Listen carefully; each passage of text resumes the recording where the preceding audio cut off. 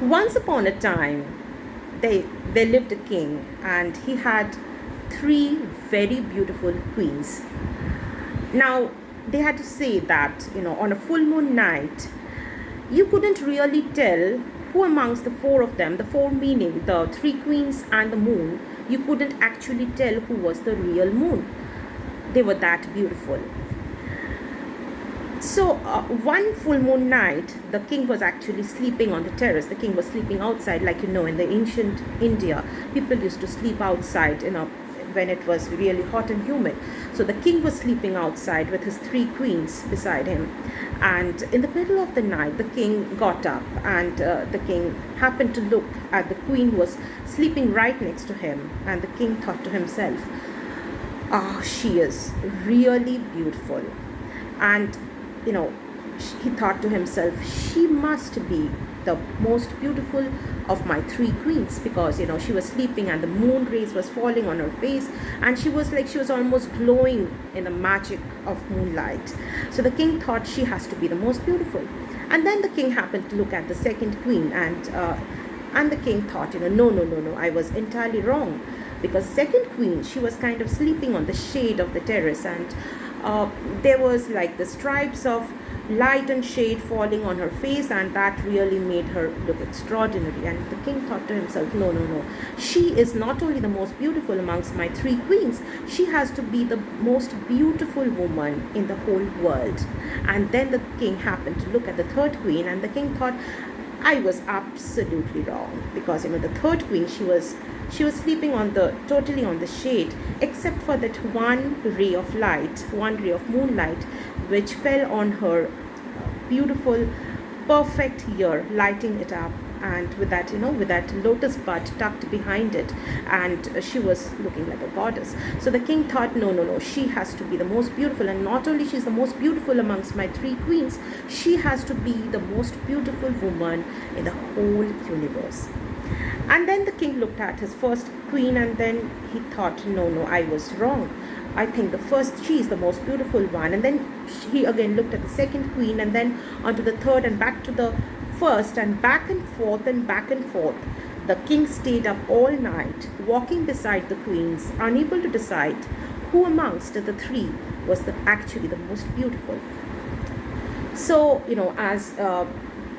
as morning came, he was totally tired, and his eyes were red, and he had all puffiness underneath his eyes, and he was all exhausted. And he went to his prime minister, and he told him, say, look, I have this problem. I am not able to gauge who amongst my three queens is the most beautiful, and you have to help me out of the situation.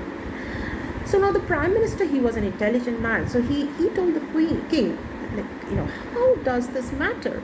Because you have three beautiful wives, and everybody is aware of it, and they are not only beautiful outside, they're also beautiful inside, because look, how much they love you, how much of love they have for the people of the kingdom. Look at what they do day in and day out for the people of the kingdom. So how does it matter who is the most beautiful amongst them all? But then the king looked up to the prime minister and said, yes, it does matter, because I am a great king, and I have stayed up all night trying to decide who amongst my three queens is the most beautiful, and my night of wakefulness is not going to go to waste. So you have to help me find out who amongst these is the most beautiful woman. Now the prime minister was an intelligent man, so he thought to himself that maybe after all, because I'm the advisor to the king, this is finally my duty to advise and assist the king, because they say that if a mare, it turns out of control, it is the horse rider's duty or responsibility to tame it. Otherwise, it might cause harm to a lot of others. So similarly, it is my duty to assist and advise the king. So he said to the king, okay, so I have an idea. There is one man called Kanti Grey in this kingdom who is he's a very hated man. He's a much despised man, because he is a complete womanizer, and there is not one single woman in the whole kingdom who, with any degree of beauty, that he hasn't tried to hit upon. But given this trait of his, given this habit of his, he is capable of judging the varying degrees of beauty in a woman, and they say he is capable of judging it even better than a swan can extract milk out of water. Now, in ancient Indian literature, it was believed that the swans could extract milk out of water, in the sense that the swans, they were the lotus roots that used to grow underneath the water. The swans could actually extract. They used to chew on these lotus leaves, and they could actually drink the milk, the sticky milk, the sap which was in these roots, and that is how they extracted milk out of water.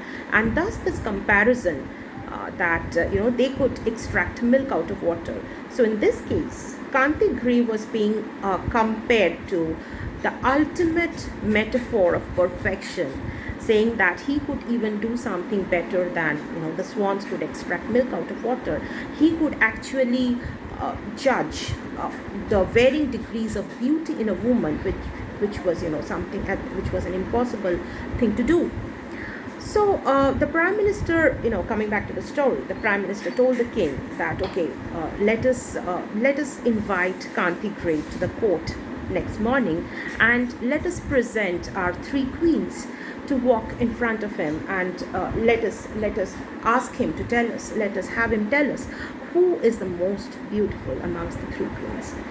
So Kantigri was brought to court the next morning, and the three queens, one by one, they walked beside Kantigri. They walked in front of him.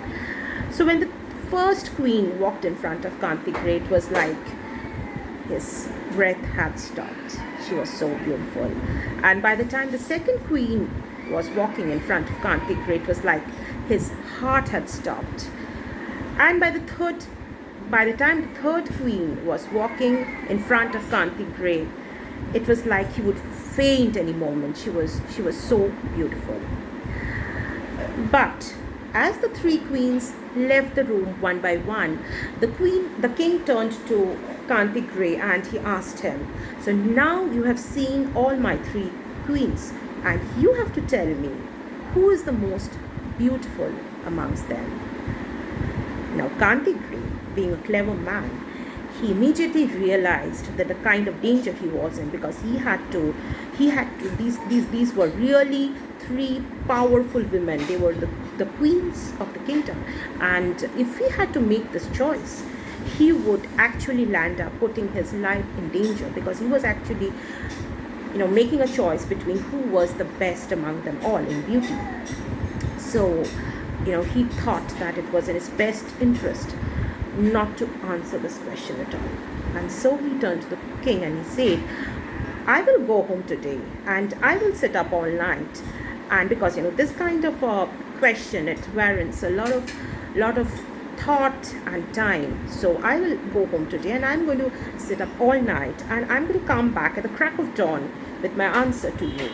So the king, being the stupid man he was, he agreed to this proposition and he let him go. But Kantigri obviously had a different plan. In the back of his mind, he was thinking, just by the middle of the night, I'm going to leave this kingdom, and I'm never going to come back, and I'm never going to be seen in this kingdom ever after, because this is not something I really want to put myself into. Now the prime minister, he was an intelligent man, and he realized what Kantigri's plan was, and he managed to trick the answer out of Kantigri before the middle of the night. So now, where does it land us up in the story? Where does it really put us in the story? So coming back to the story, the king now had an answer to who amongst his three queens was the most beautiful.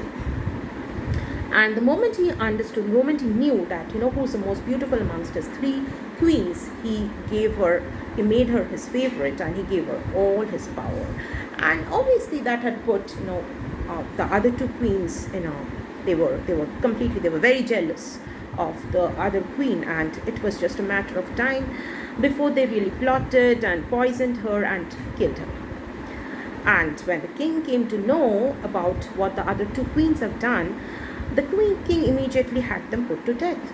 And now the king, who had three beautiful wives beside him, he was left with no wives at all. and he became very lonely, and he went to Great Depression, and finally he took his own life. So that is, that is how it ended. Though I know you probably would have been expecting a happily ever after ending, like most stories do, but this didn't have that kind of an ending. So what is really the takeaway or the moral of the story? So I think there's a very simple but a very important lesson. That is, you should know when to stop and when to let go, because it is said that you are responsible for your actions or the deeds you do only to a certain point, beyond which you really have no control over things, because they grow bigger and bigger.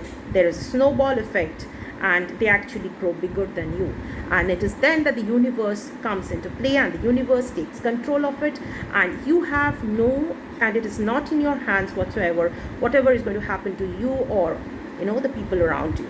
So it is best to know, to figure out, to understand, to realize that point when you should really stop, and you should not drag further, and you should let go.